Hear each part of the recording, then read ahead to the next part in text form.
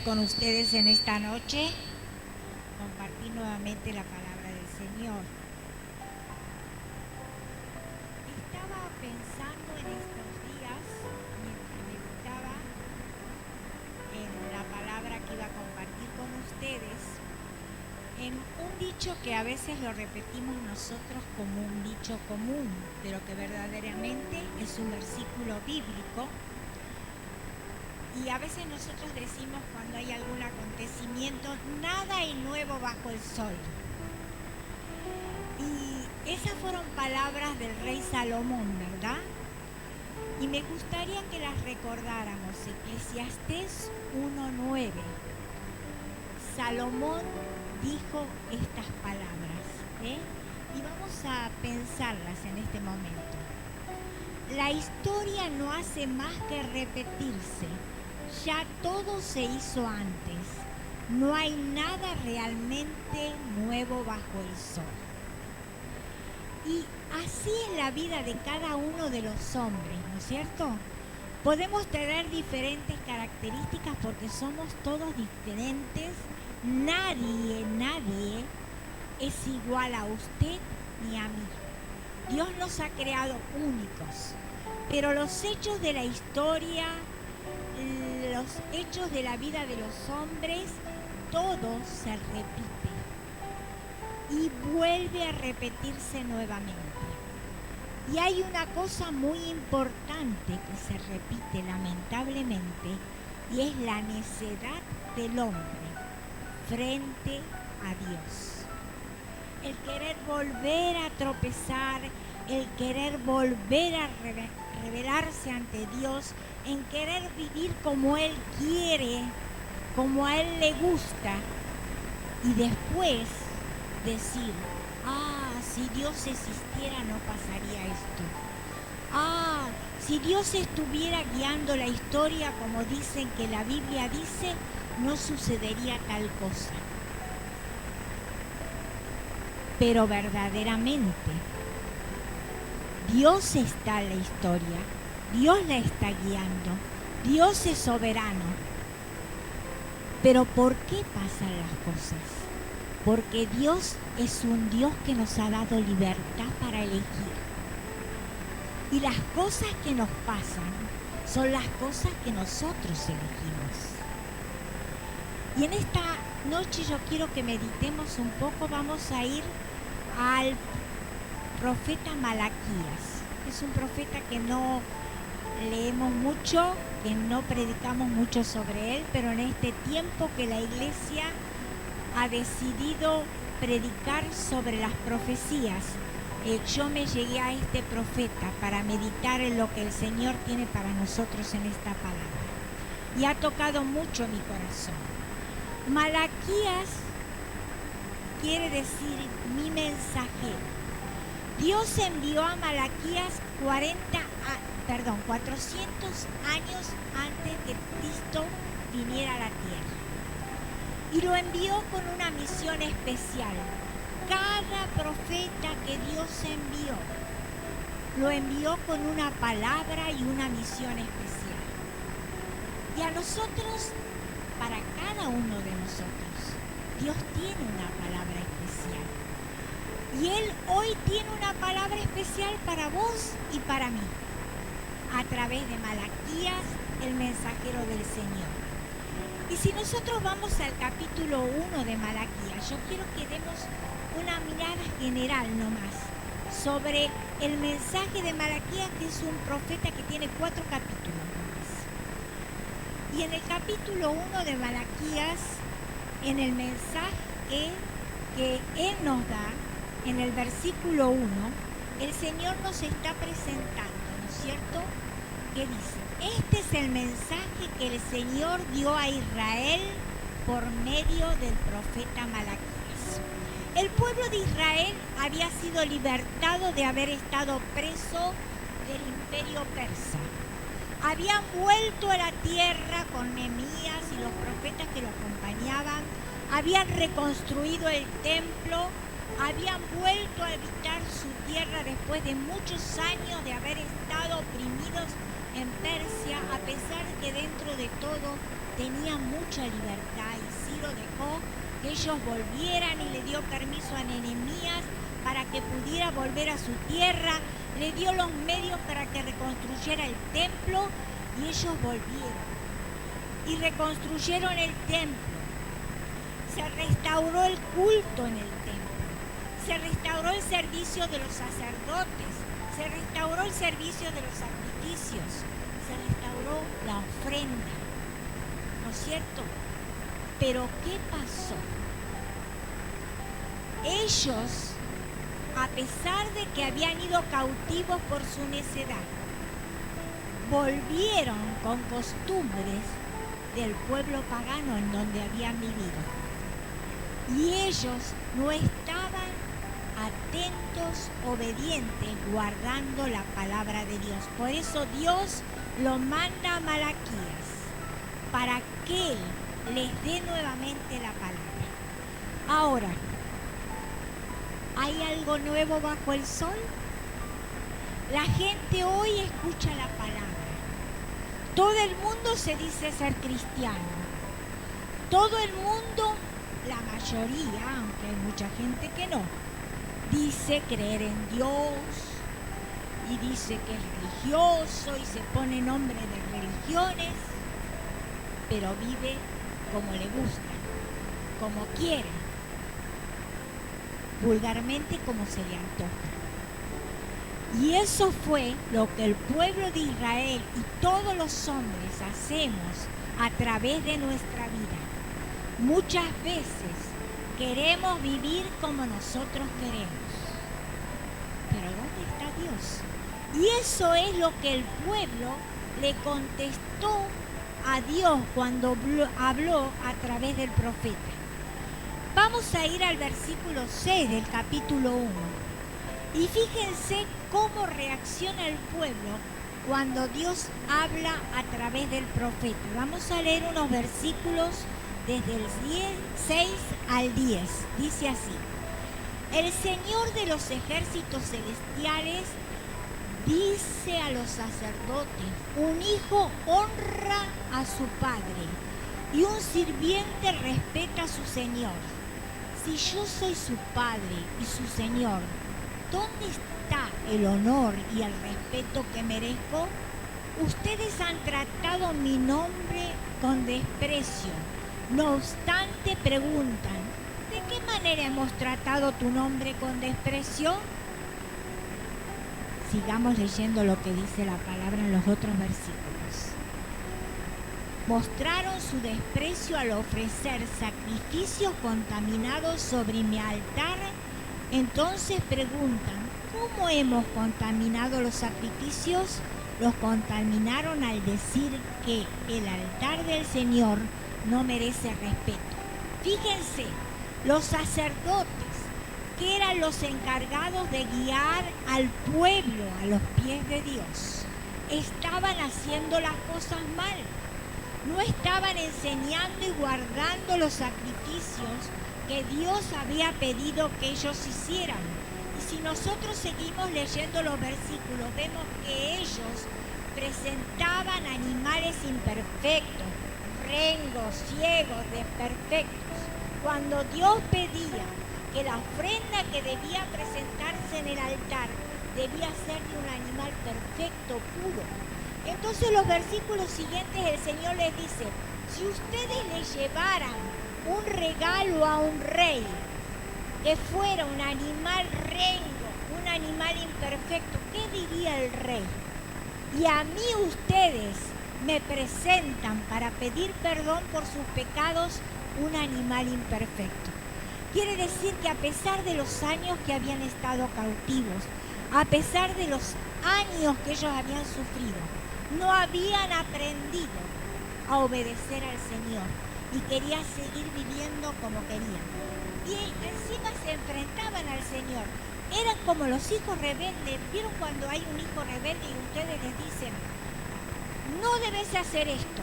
Y el hijo se te planta y te dice: ¿y por qué no lo voy a hacer? ¿Qué hice yo de malo? ¿Por qué decir que te desobedecí? Hay muchos chicos que contestan así a los padres, ¿no es cierto? Y nosotros decimos que irrespetuoso. Y así hacía el pueblo. Y así hacemos nosotros, aunque inconscientemente. ¿En qué te desobedecí yo para que me venga este castigo? ¿En qué te desobedecí yo para que tú me tengas que disciplinar con esta prueba? Y fíjense, los mismos sacerdotes estaban desobedeciendo la palabra de Dios. Por otro lado, ellos habían adquirido costumbres paganas con respecto a sus familias. Entonces ellos dejaban a sus esposas, con la cual se habían unido, habían cumplido con el mandamiento de dejar al hombre, a su padre, a su madre, se unirá a su mujer, y dejaban a sus esposas para juntarse con mujeres paganas y casarse con mujeres paganas, se divorciaban. Vamos al capítulo 2, del 13 al 15, ¿qué dice ahí? Esta es otra cosa que hacen. Cubren al altar de Dios con lágrimas, lloran y gimen, porque Él no presta atención a sus ofrendas ni las acepta con agrado. Claman, ¿por qué el Señor no acepta mi adoración? Les diré por qué. Porque el Señor fue testigo de los votos que tú y tu esposo hicieron cuando eran jóvenes, pero tú le has sido infiel, aunque ella siguió siendo tu compañera fiel, la esposa con la que hiciste tus votos matrimoniales. Ellos estaban desobedeciendo a Dios, ¿no es cierto? Y estaban dejando el hogar que habían formado y se juntaban con esposas paganas.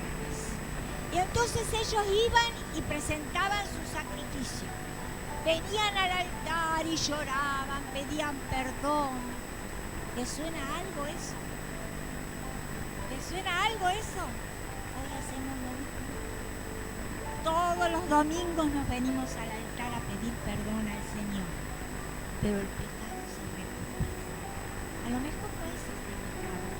A lo mejor no es esta desobediencia. Pero a lo mejor es una decisión que no has tomado y que tenés que tomar para dejar algo que debes dejar, o para decidir algo que debes decidir, o para solucionar algo que debes solucionar para estar limpio delante del Señor. Todos los domingos nos plantamos en el altar, clamamos, Señor, quita esta carga de mí, Señor, no quiero seguir así. Pero el Señor no decide por vos y por mí. Y eso le pasaba a ellos. Ellos decidían lo que ellos querían. Y después querían que el Señor aceptara su ofrenda. ¿Por qué el Señor no contesta mi oración si yo le estoy clamando que me solucione esto? El Señor está esperando que nosotros decidamos hacer su voluntad y agradarle a Él cada día, para poder contestar las oraciones que nosotros presentamos a Dios. ¿Y saben una cosa? Lo acusaban a Dios de ser injusto. Vamos al capítulo 2, versículo 17. Y veamos lo que dice la palabra ahí. Y lo acusaban a Dios de ser injusto con ellos y bendecir a aquellos que vivían como querían y eran rebeldes y no eran hijos de Dios. Dice: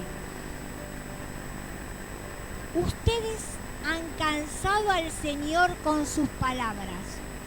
¿Cómo le hemos cansado?, preguntaron. Lo cansaron diciendo que todos los que hacen el mal son buenos a los ojos del Señor y que Él se agrada de ellos. Lo han fatigado al preguntar: ¿dónde está el Dios de justicia? ¿Alguna vez ustedes han pensado cómo a ese que es un sinvergüenza le va tan bien y a mí me va tan mal? ¿Por qué Dios le da de todo a ese? Fíjate todo lo que tiene y vive feliz todos los días, sale con una sonrisa y yo acá penando. ¿Lo han pensado alguna vez? El que dice que no lo pensó miente, ¿no es cierto? Nosotros también a veces pensamos: qué injusto es Dios, que permite que me pase a mí todo esto. Míralo, qué bien que vive. Ahora, esa es la realidad. Fíjense el capítulo 3, los versículos 14 y 15, que dicen: y son palabras tan actuales para nosotros. Nada es nuevo bajo el sol. Vamos a ver qué dice el capítulo 3. Ustedes han dicho, ¿de qué vale servir a Dios? ¿Qué hemos ganado con obedecer sus mandamientos o demostrarle al Señor de los ejércitos celestiales que nos sentimos apenados por nuestro pecado? De ahora en adelante le llamaremos bendito al arrogante, pues los que hacen maldad se enriquecen y los que desafían a Dios a que los castigue no sufren ningún día. Esa es la realidad del mundo de hoy. A veces envidiamos a los que viven en pecado porque pensamos que son más felices. ¿Es así o no, hermanos? Aquellos que rechazan al Señor y viven de juerga todos los días, y salen y vuelven y van, y nosotros decimos, nosotros acá en la iglesia sirviendo todos los domingos, no vamos a pasear a ningún lado. Esas comparaciones hacemos a veces. Y nos comparamos como hijos de Dios con aquellos que no son hijos. Y pensamos muchas veces que son más bendecidos que nosotros. Pero las apariencias engañan. Porque Dios no es un Dios injusto. Dios es un Dios justo. Dios es un Dios que no se arrepiente de su palabra. Es un Dios que da la palabra y la cumple a su tiempo. Si no hubiéramos desmayado, dice la palabra de Dios, si perseveramos, si buscamos su voluntad, Dios cumple su palabra. Él nunca falla, pero ellos pensaban eso. Y también fallaban en sus diezmos y ofrendas. Ahí en el capítulo 13 encontramos ese pasaje tan conocido que dice, traed vuestros diezmos al alfolí y yo los bendeciré y derramaré bendiciones sobre vosotros hasta que sobreabunde. Ellos también estaban fallando en eso. En todas las cosas que el Señor les había dicho que tenían que guardar, no las guardaban. Pero para mí acá lo más profundo es que no tenían una vida de santidad. No querían tomar decisiones para perfeccionar su vida con el Señor. No querían tomar decisiones para dejar aquellas cosas que no les permitían crecer en el Señor. Y tomar decisiones a veces es muy difícil. No pecamos solamente cuando no hacemos algo malo. Pecamos también cuando no tomamos una decisión buena y no enfrentamos lo que tenemos que enfrentar para agradar al Señor. Y esas son las decisiones más difíciles. Por eso yo en esta noche quiero que pensemos, ¿qué tengo que decidir yo para agradar al Señor? Para que yo no pueda tener que sentir esta palabra en mi corazón.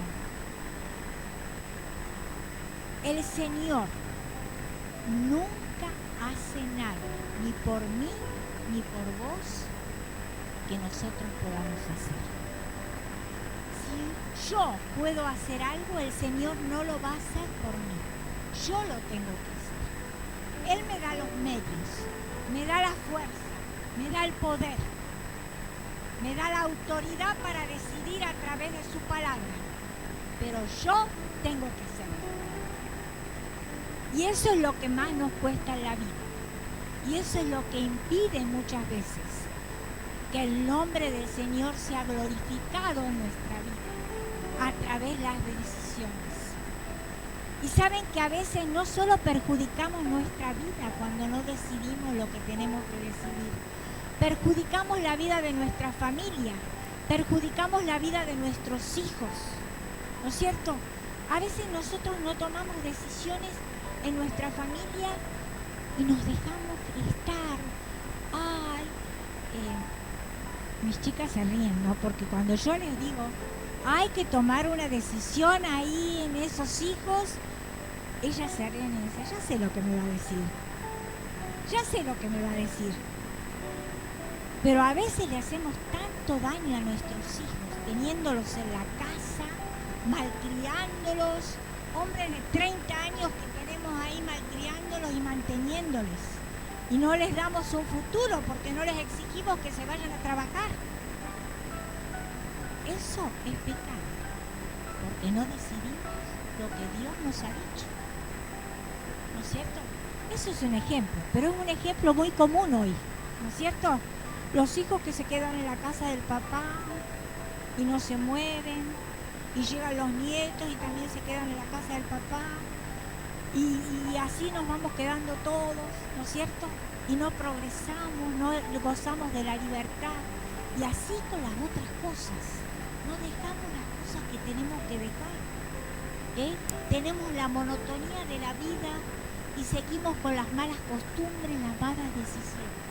Y eso era lo que le pasó al pueblo. Y eso se enquista en nuestra vida y comienza a podrirse. Y nuestra vida comienza a ser una vida que no es sana, que no es agradable a Dios, porque la mugre se va amontonando y nos va ensuciando. Y eso fue lo que le pasó al pueblo aquí. Pero ¿saben una cosa? Dios es un Dios de las grandes oportunidades. No es un Dios de una segunda oportunidad. Yo a veces escucho que la gente dice, sí, el Señor te da siempre una segunda oportunidad. El Señor no solo te da una segunda oportunidad, te da una oportunidad todos los días, te da una nueva oportunidad. Diariamente cuando te levantás te da una nueva oportunidad de decidir lo que tenés que decidir. Es un Dios de las grandes oportunidades todos los días, porque es un Dios de progreso, de seguir adelante, de crecer, de cambiar, de triunfar. Y sobre todas las cosas, lo más hermoso es que la oportunidad que Dios te da, si vos aceptás decidir lo que tenés que decidir, sabés que tenés la victoria ganada. Eso es glorioso. Cuando yo tomo una decisión por el Señor, sé que ya tengo la victoria y que voy a tener la bendición. Y eso se los digo en 73 años que vivo con el Señor. Él nunca me ha fallado, nunca ha dejado de cumplir sus promesas, siempre me ha dado más de lo que le he pedido, nunca ha cortado su mano.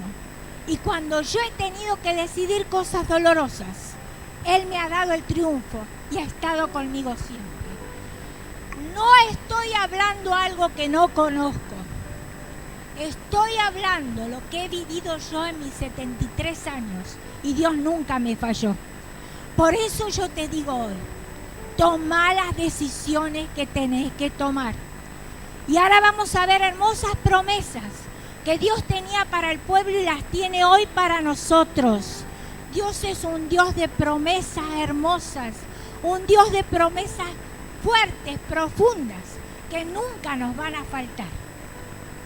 Y un Dios de triunfo. Nuestro Dios nunca fracasa. Y si nosotros tomamos decisiones con nuestro Dios, nunca vamos a fracasar. Cuando fracasamos es porque decidimos por nuestra propia cuenta. Y el nombre del Señor se glorifica en nuestra vida cuando nosotros tomamos las decisiones con Él. Ahora, ellos se quejaban de que Dios no cumplía sus profecías, las profecías que le había hecho, que iba a venir el Mesías, ¿no es cierto? Después que Malaquías les dio estas palabras, 400 años Dios calló su voz y no volvió a hablar al pueblo por 400 años hasta que llegó Juan el Bautista. Por eso él en el capítulo 3, versículo 1, habla de aquel que iba a enviar y que ellos estaban quejando que Dios todavía no había cumplido su profecía de que el Mesías iba a venir. El problema es que ellos esperaban un Mesías que no era el Mesías que Dios había prometido. Veamos lo que dice el versículo 1 del capítulo 3. Mire, yo envío a mi mensajero, él preparará el camino delante de mí. Entonces el Señor, al que ustedes buscan, vendrá de repente a su templo. El mensajero del pacto, a quien buscan con tanto entusiasmo, sin duda vendrá, dice el Señor de los ejércitos. Este mensajero que está hablando aquí la palabra, se está refiriendo a Juan el Bautista, el que vino delante de Jesús trayendo el mensaje de que él venía uno mayor que él, el Mesías prometido. El Señor nunca utiliza su poder para hacer lo que yo puedo hacer. El Señor utiliza su poder para dártelo a vos, para que vos lo hagas. Él no lo hace. Él utiliza su poder cuando vos necesitas, a través tuyo. Pero Él no lo va a hacer por vos. Y muchas veces nosotros queremos que Dios haga como ellos querían, lo que ellos querían, o sea, que Dios hiciera las cosas en el tiempo que ellos querían, porque todavía no se cumplían las profecías. Entonces se rebelaban contra Dios.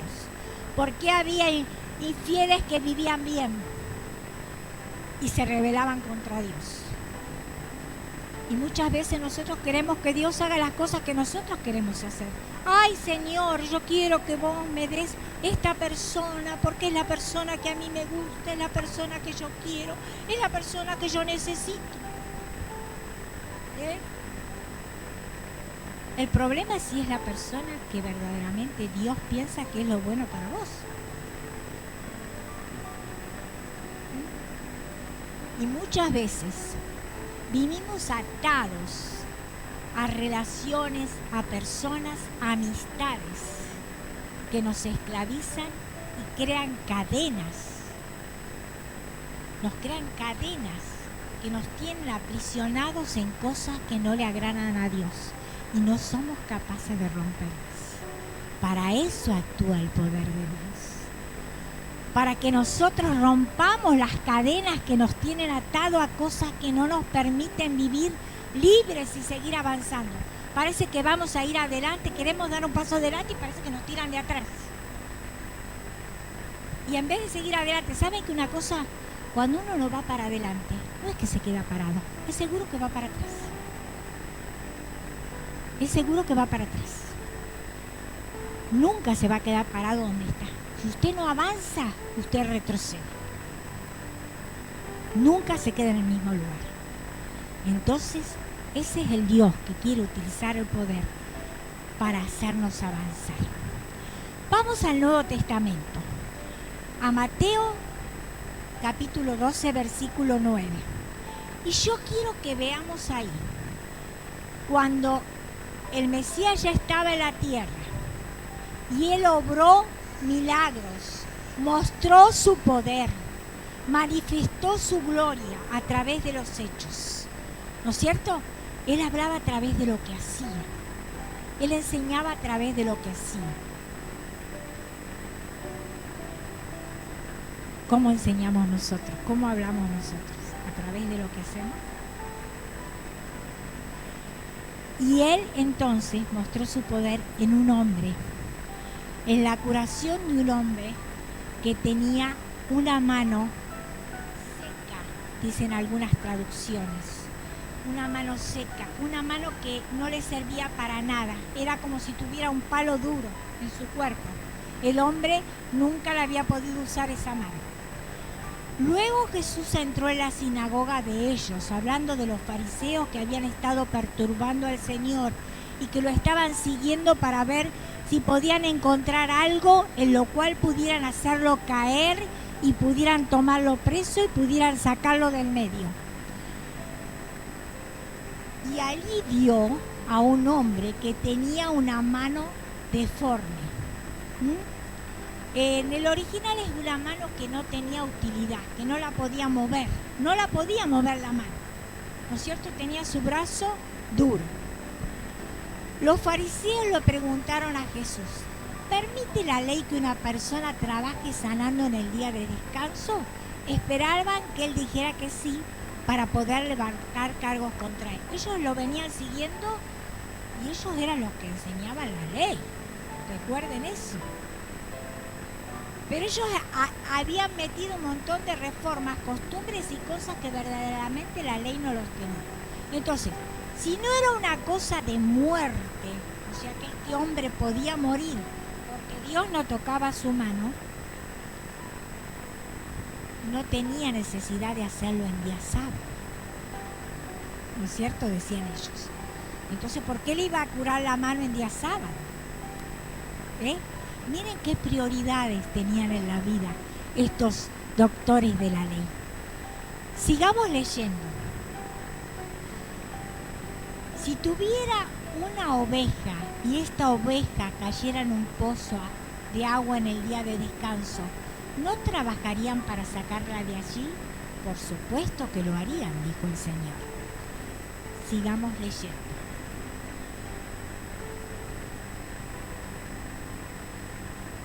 Me interesa el versículo 13. El versículo 13. Después le dijo al hombre: extiende tu mano. El hombre tenía la mano seca, tenía la mano dura, no podía extenderla. Pero el Señor le dio la orden: extiende tu mano. ¿Cuántas veces el Señor nos dice: haz esto, decide esto, deja esto? Si ese hombre, ¿qué hizo? Extendió la mano. Él creyó y supo que él iba a poder mover su mano cuando Dios le daba la orden, cuando el Señor le daba la orden. Él iba a poder hacerlo. Y por eso curó su mano, porque él obedeció y la mano quedó restaurada igual que la otra. Dios no hace nada que vos puedas hacer. Si Él te dice que vos podés hacer algo, vos tenés que hacerlo. Extiende tu mano, le dijo al hombre. Y el hombre la extendió. Y en el momento que la extendió ya estaba curada. Él creyó en que Dios iba a curar su mano. Por eso la extendió. ¿Tú crees que Dios puede respaldarte en las cosas que tenés que decidir, dejar o hacer? ¿Crees? Entonces hay que hacerlo. No hay que esperar que Dios lo haga por vos, porque no lo va a hacer. Para eso te dio el Espíritu Santo, para que vos y yo lo hagamos. Tenemos la promesa del Espíritu, entonces tenemos que usarla. Quiero que vayamos ahora al versículo 16 de este capítulo.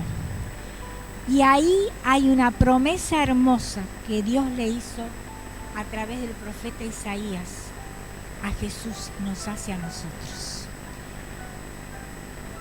El Señor hizo los milagros y siguió andando, pero le pedía a la gente que no hablara de lo que él estaba haciendo. No quería que se hiciera mucho revuelo, no quería darle lugar a los fariseos que interrumpieran lo que él tenía que hacer a través de su ministerio. Sigamos leyendo el otro versículo.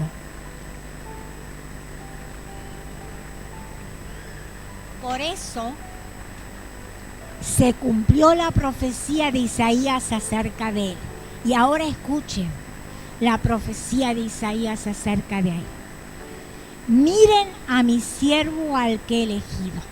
¿Quién era ese siervo? Jesús, ¿no? Isaías ya estaba hablando en el capítulo 42 de su siervo al que había elegido. Y está diciendo unas características de ese siervo. Él es mi amado, quien me complace, que me obedece, que hace todo lo que su padre le ordena. Pondré mi espíritu sobre él y proclamaré justicia a las naciones. Sigamos leyendo. no peleará ni gritará. El Señor vino al mundo en paz, en mansedumbre, y actuó y mostró su poder a través de los hechos que hacía la gente.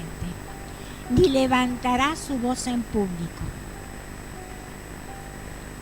No aplastará la caña más débil, ni apagará, una vela que titila.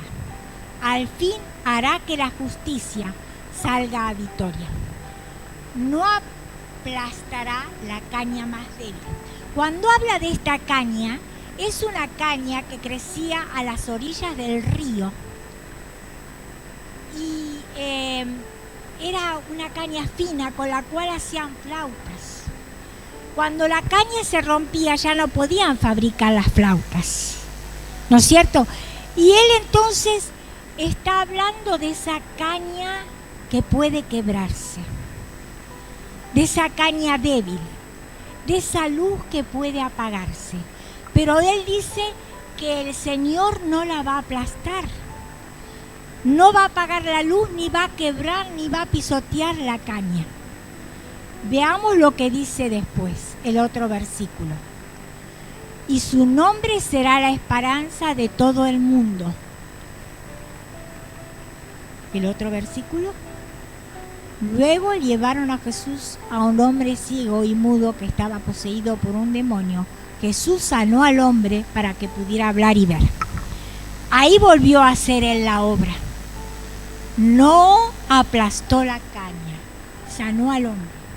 Era un hombre quebrado, un hombre endemoniado, un hombre que su luz no podía brillar en la vida. Así nosotros llegamos al Señor, quebrados, rotos, traspasados por problemas, heridos, lastimados, de cualquier situación social, pobres, ricos, medianos, clase media, profesionales, obreros, empleados, sea quien sea. Cuando llegamos al Señor, llegamos así. Somos una caña quebrada, aplastada. Somos una luz que se está por apagar, que ya no puede brillar.